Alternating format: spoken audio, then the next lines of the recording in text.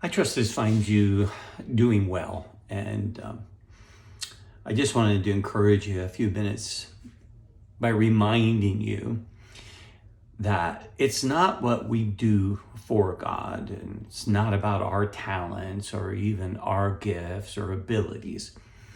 It's really all about what we allow Him to do through us. The important thing to always remember is that the Christ who died as us and for us, He did so that He could live in us, that we could be His temple, His dwelling place. But even that wonderful news isn't the end of the story. He gave His life to us that He could live through us. So I spent so many years of my Christian life and ministry trying to serve God, do my best for God. And what happened was that without realizing it, I never felt like I had done enough. I hadn't witnessed to enough people, led enough people to Christ, baptized enough converts, started enough churches, any of it. And it was quite draining, only to discover that it isn't what I do for Him, but what I do from Him. It's not about my sufficiency, it's all about His sufficiency. That He, who began a good work in me, is going to complete His work and work through me. In 2 Corinthians chapter number 3, beginning in verse number 4, Paul told them, "Such is the confidence that we have through Christ towards God. Not that we are sufficient in ourselves to claim anything as coming from us, but our sufficiency is from God, who has made us sufficient to be ministers of a new covenant, not of the letter, but of the Spirit. For the letter kills, but the Spirit gives life." You see, I guess there's a temptation for all of us to think that we might be able to brag about what we've done for God.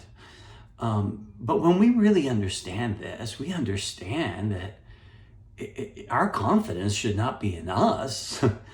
Our confidence is in Christ towards God.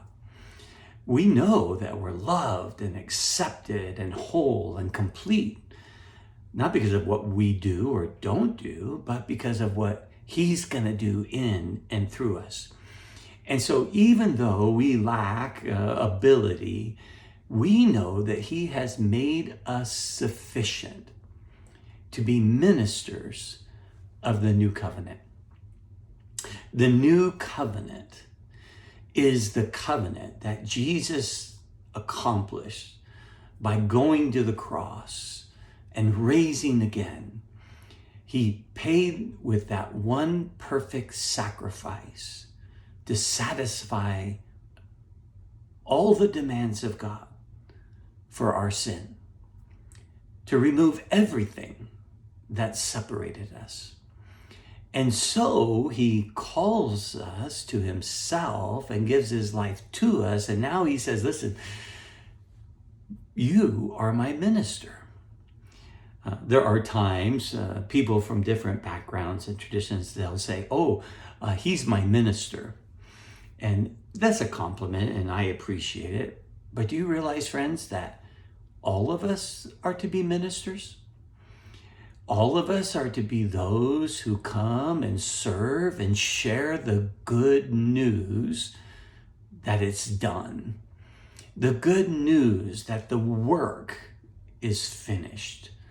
That it's not about what we might do for Him to gain or maintain His pleasure, but to proclaim the good news that He has finished the work of restoration. That He has offered to us, called us to be His ambassadors, to take His message of love and life into a hurting, world.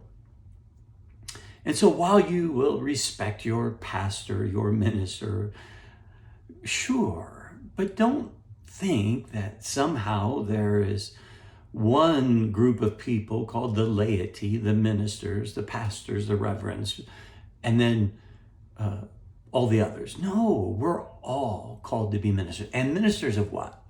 A new covenant. The old covenant was a system that said, okay, here are your obligations, and if you do these things, then I will do these things. The new covenant says, okay, here's your part and here's my part. I'll do your part and I'll do my part. So that we never have to worry, that we can always be secure.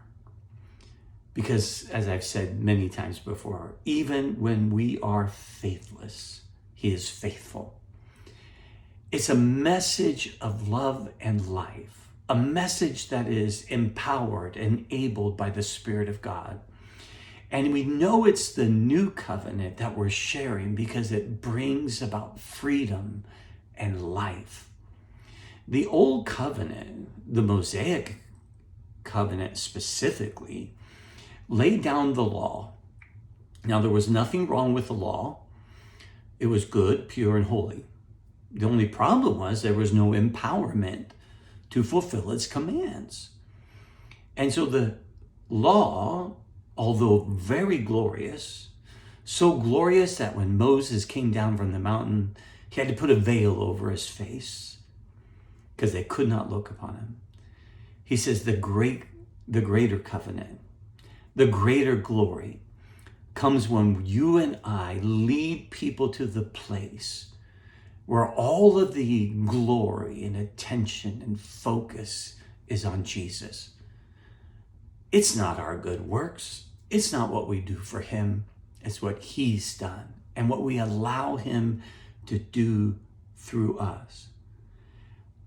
It's the empowerment of the Spirit. So as you go out through life, no matter what you're doing for a living, no matter where you are, remember, you have a calling on your life. You are now a minister of the new covenant. You can't mix these covenants.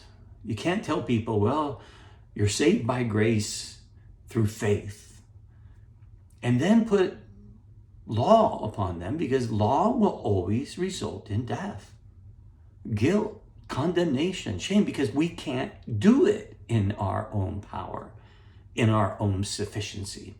But He did it. So we're not proclaiming a message of do more and try harder. We're preaching, proclaiming, declaring a message of done and discovering, how does God want to live in and through us?